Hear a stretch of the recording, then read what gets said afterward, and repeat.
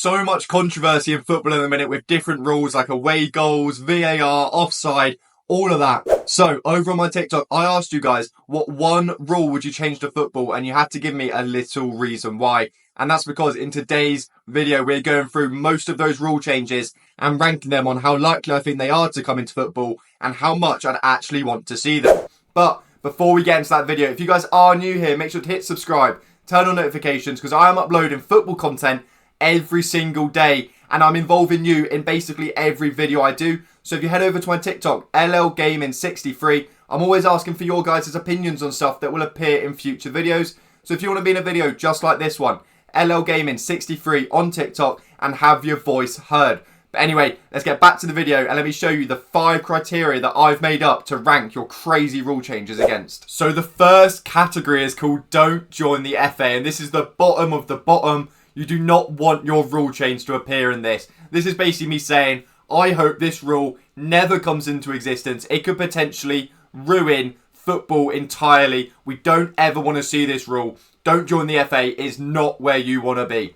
And next up in the pecking order, we have, I guess I have heard worse. And this is basically, it's not as bad as don't join the FA, but I still don't really want to see it in football. But it's not that outrageous. It can't quite go in the bottom.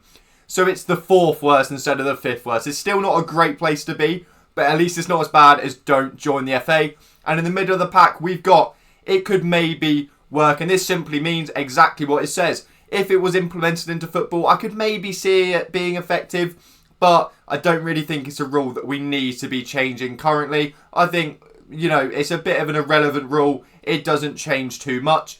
And this is where we start getting into the good rules. This is where you want your rules to appear. So if you have left a comment, you want to either be in worth testing it, which simply means I would quite like to see it tested over like friendlies or something like that, because I think it could potentially work in football. But let's not implement it straight away. Let's wait and see how it works in the testing. And finally, the best category that you definitely want to be in is would love to see it. And that is self-explanatory. I would absolutely love to see that rule in football. But they are the 5 categories. They're the 5 categories that your rules are going to get judged against. Let's see what the first crazy rule you guys have managed to come up with is.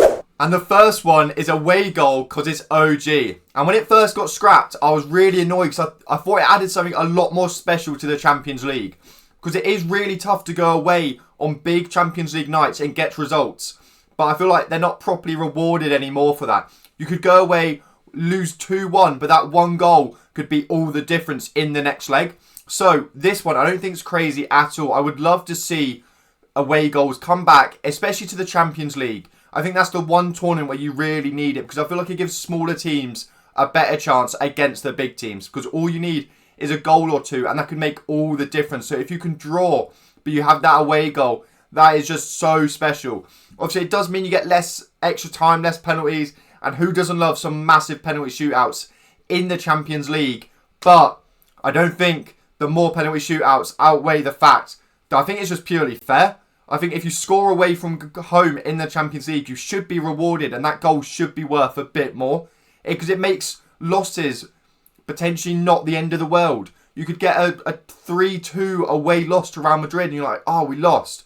But you have 2 away goals. All you need is 1 goal at home, and it's a 3-0 when you're throwing away goals. It makes it so much easier for upsets to happen, whereas the extra time, the penalties, it gets a bit repetitive after a while. There's only so many times you can sit there for 120 minutes watching football, but the away goals, I think, have got to come back, and for that reason, it's an easy, would love to see it. The first rule change, sorry, I was about to say hot take, but that is definitely not a hot take. The first rule change, I completely agree with. I think we've got to bring back away goals. What do you guys think? Let me know down below. A draw in the final goes to golden goal and not penalties. Now, on the face of it, this seems like quite a good idea, because penalties does seem a bit of an unfair way to decide who should lift whatever trophy it is, especially like a World Cup. It's a really hard way to lose. Obviously, England, we know about it from the Euros with Italy. It is a horrible way to lose, but I'm not sure if, in actual fact, a golden goal really works unless you add more rules to it. Because the issue is, if you can't decide the game over 120 minutes, what's to say there's going to be a goal in the next 30? It could be absolutely ages. I think the only way around it to golden goal to actually work is you'd have to lower the amount of players on the pitch or add other rules. Because the issue is that teams are going to be so passive to try and not concede. They're not going to push loads of people forward trying to score. Everyone's going to be tired. You're going to have to allow a lot more substitutions. Probably a lot more people on the bench. It's an awkward one because in concept it's a good idea. But I don't think in reality it would really work. Because I think you'd end up with games that go on for 40-minute golden goals. Because no one wants to risk losing. Whereas a penalty, it forces them. You have to take a penalty. Like, if you miss it, you lose. That's fine. But there is an end in sight. Whereas with golden goal, you honestly have no idea how long it could be going on for. And in massive games, people aren't going to push for it at all. So, I don't mind the idea, but I don't really think it's a rule change which we're ever going to see in football. And it's probably for a good reason. So for that, I've got it in. I guess I have heard worse. I think it could be a higher category. So it could be a more likely one if we knew how it would kind of work in practice. Whether there was rule changes like every 5 minutes you lose a player. That kind of thing. But just on the basis of golden goal, it's not right at the bottom because it is a good idea. Like, it would make it a bit more entertaining. Because in your head, you're thinking everyone's going to go for it. That one goal, that's won the game. Imagine scoring a goal and it's like literally guarantees you to win the World Cup. That would be absolutely amazing. But the issue is, we might end up with games that almost last 3 hours long. And so for that reason, I just don't think it's ever going to happen. Win the pen, take it. Now, this is an interesting one. I don't mind this actually at all. I think this could add a lot of fun to Premier League especially. Imagine the scene now. United have a corner, 95th minute, 1-0 against Man City. Cross comes in. Harry Maguire gets fouled. It's Harry Maguire to take the penalty to win it for Manchester United. Like, it just makes it way more fun. And then also, you can't also moan at people for stat padding with penalties. For example, Cole Palmer gets it a lot. Fernandes has had it a lot. There's a lot of players where they're like, oh, I've scored 20 goals. And everyone's like, oh yeah, but 8 of them are penalties. Where in actual fact, a goal's a goal. It doesn't massively matter. But if you're managing to take 8 penalties in the Premier League with this rule, it means you've won 8 penalties. So I don't mind this at all. I think this could be a really fun way to spice up the idea of penalties. It makes people a bit less mad of penalty if you've got to see Wan-Bissaka take one. Obviously, the more skillful the player, the more likely they are to win a penalty. But the amount of times a centre-back wins the penalty because they've been pushed in the box, it happens very often. And I would love to see random players take penalties because you never see it otherwise. The only time you ever see it is in penalty shootouts, but they're usually towards the back. So you only see it if it goes on for ages. So Dylan, mate, I think this is a great rule. And for that reason, I think it's worth testing it. Why not do it for a pre-season, like an entire pre-season? So every team in the Premier League, for their pre-season, they play by this rule. Because obviously, it doesn't need to be an official rule in pre-season. You can just have all the clubs agree to do it and see how it goes. I think it could be a lot more fun and make penalties a lot more interesting for the neutrals especially. I don't mind it at all, Dylan. Worth testing it for sure. Get rid of VAR because you can't celebrate a goal anymore. And this was probably the most common rule change I received. Well, no, not probably. It definitely was the most common. And the issue is, when VAR was first introduced, we all thought in our heads, that's it. Mistakes are done in football in terms of refereeing decisions, offsides, all of that. We thought it was all done. But how many times this season alone, not even this season, just picture the final game week. How many times is there a VAR mistake? Probably a few. And that's over 10 games. We have hundreds and hundreds of games in the Premier League. And there's mistakes. And not just little mistakes. They're massive mistakes. Every single week. We just can't seem to escape it. So I thought the idea of VAR is quite good. That we shouldn't have any issues with offside. But we still do. Arsenal got disallowed a goal for offside because they didn't see a player. Like, it's so stupid how bad VAR in the Premier League is. It's not as bad in other competitions. Champions League is not as bad. The World Cup, it wasn't anywhere near as bad. So it might just be English officiating. But either way, if it's going to be this bad, it's pointless having it. So the idea of VAR could work. And the idea of not being able to celebrate a goal, I think you could get over that if you knew the right decision was 99.9% of the time going to be made. But the issue is, we all disagree with most of the VAR decisions. So why not just have the referee decide? And a big thing is, I think if we now scrapped VAR and just let refs decide again, people would be way less harsh on the referees because they know what the alternative is.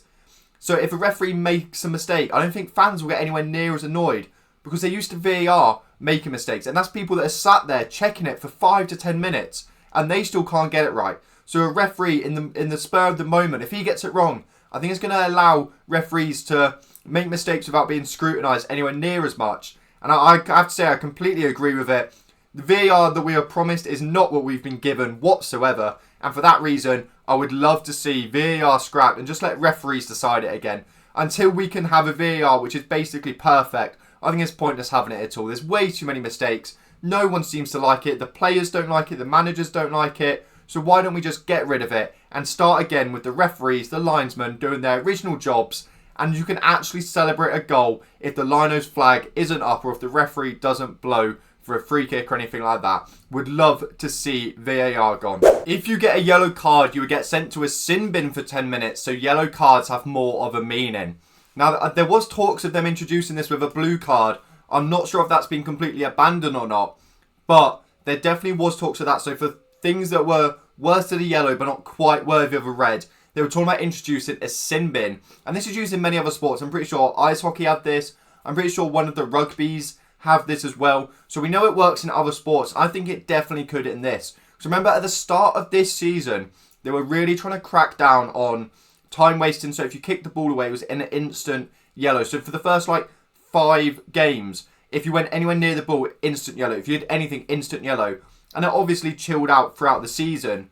But I think a sin bin is just way more of a deterrence rather than just you get a yellow. Because most players don't care, and certain players, don't want to name them, have money on themselves getting a yellow. So it's not really that much of a... It doesn't really affect the players too much. Whereas a sin bin, if it's for stuff like obvious time wasting, dissent, stuff like that, I think it could really, really work. Because being one man down for 10 minutes in football is major, especially against high-level teams with high-level coaches. They can really expose another team, even within 10 minutes, if they have one less man. So it could make the game more entertaining as well. Because you have that 10-minute spell where one team's just going to go for it because they've got one extra man. If it got first introduced, it would happen quite a bit. But after that, I think it would chill out a bit and players would realise it's not worth whatever they're going to do for a sin bin. And it's still better than getting a red card.